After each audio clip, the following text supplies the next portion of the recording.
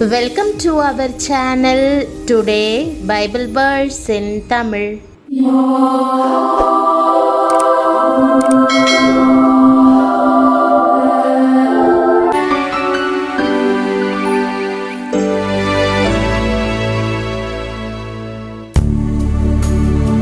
இன்றைய வசனம் மல்கியா 4ஆம் அதிகாரம் 2ஆம் வசனம். கிறிஸ்துவுக்குள் பிரியமானவர்களே, நம்முடைய ஆண்டவரும் இரட்சகருமான இயேசு கிறிஸ்துவின் வல்லமையுள்ள நாமத்தில் உங்களை வாழ்த்துகிறேன். தேவனுடைய நாமத்திற்கு பயந்திருக்கிறவர்கள் மேல் அவரது ஒளி வீசும், அவரது ஆரோக்கியம் தங்கும் என்று வாக்கு பண்ணப்பட்டுள்ளது. நீங்கள் தேவனுடைய நாமத்தின் மேல் பயபக்தி கொண்டு அவருடைய கற்பனைகளை பின்பற்றி கனம் பண்ணுவதால் அவர் உங்களை நேசிக்கிறார். உங்களை முற்றிலும் பொறுப்பெடுத்துக் கொள்வதின் மூலம் அவர் தமது நீதியை காண்பிப்பார். அதன் செட்டைகளின் கீழ் ஆரோக்கியம் இருக்கும். நீங்கள் வெளியே புறப்பட்டு போய் கொழுத்த கன்றுகளைப் போல வளருவீர்கள் என்ற வாக்குதத்த வசனத்தை இன்று நாம் தியானிப்போம். செட்டைகளின் கீழ் ஆரோக்கியம் இருக்கிறதை சுட்டி காட்டும்படி கர்த்தர் நம்முடைய மனக்கண்களுக்கு முன்பாக ஒரு கொழுத்த கன்றை காண்பிக்கிறார். கர்த்தருடைய செட்டைகளின் கீழ் அடங்கியிருக்கிறவர்கள் கொழுத்த கன்றை போல ஆரோக்கியமும் திடகாத்திரமும் பெறுகிறார்கள். மேலும் உன்னதமானவருடைய மறைவிலே சர்வ வல்லவருடைய நிழலிலே தங்கியிருப்பவர்கள் புறப்பட்டு போகும்போது சந்தோஷத்தோடும் மகிழ்ச்சியோடும் கன்றுகளைப் போல துள்ளி குதித்து செல்லுவார்கள். அதிகாலை ஜெப நேரங்கள் என்பவை கர்த்தரின் கரங்கள் நம்மை அணைக்கிற நேரங்களாய் இருக்கின்றன. அதிகாலையில் ஜெபித்துவிட்டு ஒரு நாளை துவங்கும் போது ஒரு தெய்வீக சுகமும் ஆரோக்கியமும் பலனும் நம்மை சூழ்ந்து கொள்ளுகிறது. அந்த நாளை சந்திப்பதற்கான சத்துவத்தையும் வல்லமையையும் கர்த்தர் நமக்கு தருகிறார். மோசே இஸ்ரவேல் ஜனங்களை வனாந்தரத்தில் வழிநடத்தி வந்தபோது ஒரு பெரிய செட்டை போல மேகஸ்தம்பங்கள் அவர்களை மூடியிருந்தது. ஆகவே வனாந்தர வெயிலின் அகோரம் அவர்களுக்கு தெரியவில்லை.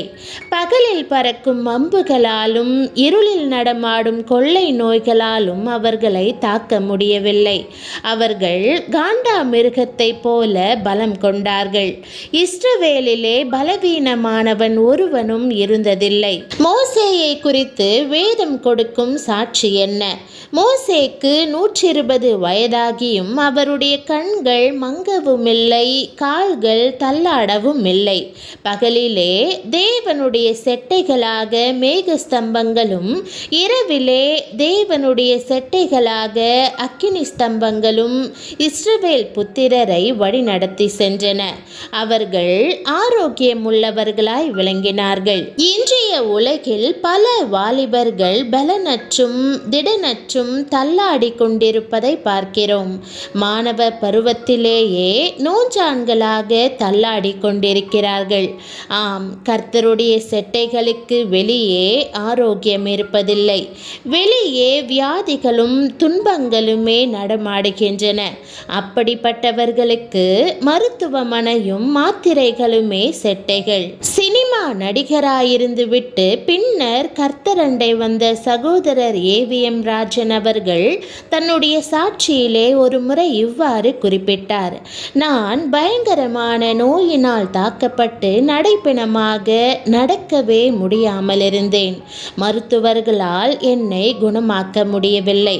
மருத்துவமும் மருந்துகளும் என்னை கைவிட்டன. அப்பொழுதுதான் இயேசுவின் செட்டைகளின் மறைவை குறித்து அறிந்து அவரண்டை ஓடி வந்தேன். கர்த்தரின் அக்கிரமங்களை எல்லாம் மன்னித்து என் நோய்களை எல்லாம் குணமாக்கினார். இன்றைக்கு கர்த்தருடைய பணியை முழு பலத்தோடு செய்து வருகிறேன் என்றார். பிரியமானவர்களே, கர்த்தர் உங்களுக்கும் அற்புதம் செய்வார். உங்களுடைய நோய்களை நீக்கி ஆரோக்கியம் தந்தருளுவார். நீங்கள் சுகம் பெறுவதற்காக இன்றைக்கு காத்திருக்கிறீர்களா? இந்த வியாதியால் காலம் வேதனை அனுபவித்துக் கொண்டிருக்கிறேன், இந்த நோய் என்னை அலைக்கழிக்கிறது என்று சொல்லுகிறீர்களா? இந்த சூழ்நிலையிலும் நீங்கள் மன உறுதியோடு தேவனை குறை கூறாமல் அவருடைய நாமத்தை காத்து கொள்கிறீர்கள். பிரியமானவர்களே, நீங்கள் தேவனுடைய நாமத்திற்கு பயந்திருக்கிறபடியினால் இன்றைக்கு உங்கள் மேல் நீதியின் சூரியன் உதிக்கும். அதன் செட்டைகளின் கீழ் ஆரோக்கியம் இருக்கும். அவர் உங்களை குணமாக்குவார். நீங்கள் இயேசுவின் நாமத்தை குறித்து பயபக்தியாயிருந்து அவரது கற்பனைகளுக்கு கீழ்ப்படிவதால் தேவன் உங்களை நேசிக்கிறார். ஆகவே கர்த்தர் தமது ஆரோக்கியம் நிறைந்த செட்டைகளோடு எழும்பி என் நாமத்துக்கு பயந்திருக்கிற உங்கள் மேல் நீதியின் சூரியன் உதிக்கும். அதன் செட்டைகளின் கீழ் ஆரோக்கியம் இருக்கும். நீங்கள் வெளியே புறப்பட்டு போய் கொழுத்த கன்றுகளைப் போல வளருவீர்கள் என்ற வசனம் கூறுகிறது போல உங்களை விசாரிக்கிறதற்கு தாம் நீதி உள்ளவராயிருப்பதை காண்பிப்பார்.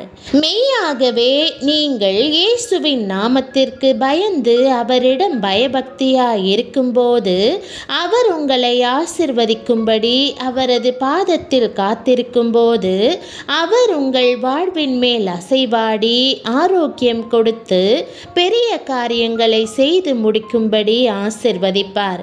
நீங்கள் சேவிக்கும் ஆண்டவர் நீதியுள்ளவரும் உண்மையுள்ளவருமாய் இருக்கிறார் என்பதை மறவாதிருங்கள்.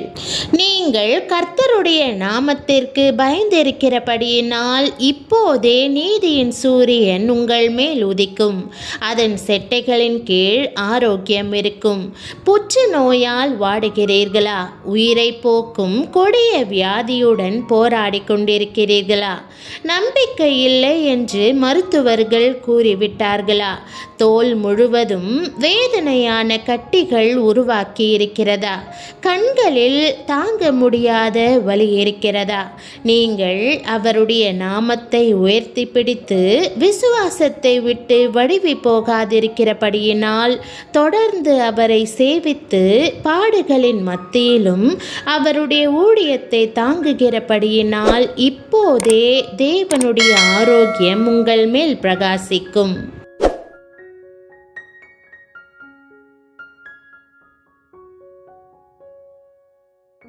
ஜெபம். அன்பின் ஆண்டவரே, உம்முடைய உண்மையுள்ள வாக்குதத்தத்திற்காக நன்றி செலுத்துகிறேன். உம்முடைய சுகமளிக்கும் வல்லமையின் மேல் விசுவாசம் வைத்து நம்பிக்கையுடன் உம்மிடம் வருகிறேன். நீரே நீதியின் சூரியன். உம்முடைய நாமத்திற்கு பயந்திருக்கிறவர்கள் மேல் உம்முடைய ஆரோக்கியம் வரும். ஆண்டவரே, என்னுடைய வேதனையின் மத்தியிலும் உம்மை நான் பற்றி கொண்டிருக்கிறேன். பாடுகளின் மத்தியிலும் நீரே என் பரிகாரி என்று அறிந்து திட விசுவாசத்துடன் இருக்கிறேன்.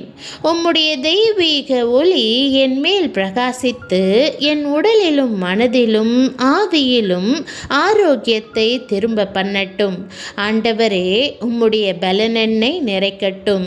என்னுடைய சாட்சி உம்முடைய பரிசுத்த நாமத்திற்கு மகிமையை கொண்டு வரட்டும். உம்முடைய அற்புத சுகமளிக்கும் வல்லமைக்கும் மாறாத இரக்கத்திற்கும் நான் சாட்சியாக நிற்கும்படி செய்யும். நீர் உண்மையுள்ளவராயிருக்கிறபடியினால் உம்முடைய சுகமளிக்கும் வல்லமை என்னில் கிரியை செய்கிறபடியினால் உம்மை துதிக்கிறேன்.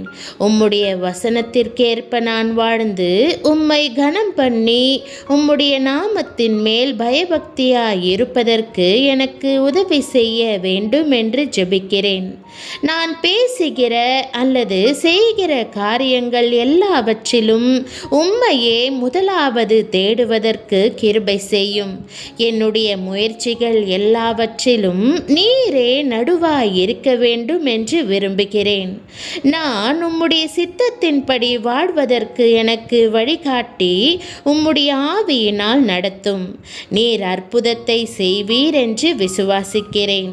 நீதியுள்ள தேவனாகிய நீர் ஆரோக்கியமுள்ள செட்டைகளோடு ஆவியோடு எழும்பி எனக்காக யாவற்றையும் ஆயத்தம் பண்ணி உமக்கு மகிமையாக நான் அநேக காரியங்களை செய்து முடிக்க உதவியருளும். நீர் என்னை நன்றாய் பராமரிப்பீர் என்று நம்பி இயேசுவின் நாமத்தில் ஜெபிக்கிறேன் நல்ல பிதாவே, ஆமேன். என் ஆத்துமாவே கர்த்தரை ஸ்தோத்திரி, என் முழு உள்ளமே அவருடைய பரிசுத்த நாமத்தை ஸ்தோத்திரி. என் ஆத்துமாவே கர்த்தரை ஸ்தோத்திரி, அவர் செய்த சகல உபகாரங்களையும் மறவாதே, ஆமேன். கர்த்தராகிய இயேசு கிறிஸ்துவினுடைய கிருபையும் தேவனுடைய அன்பும் பரிசுத்த ஆவியினுடைய ஐக்கியமும் உங்கள் அனைவரோடும் கூட இருப்பதாக, ஆமேன். தேவனுடைய நாமம் மகிமைப்படுவதாக, ஆமேன்.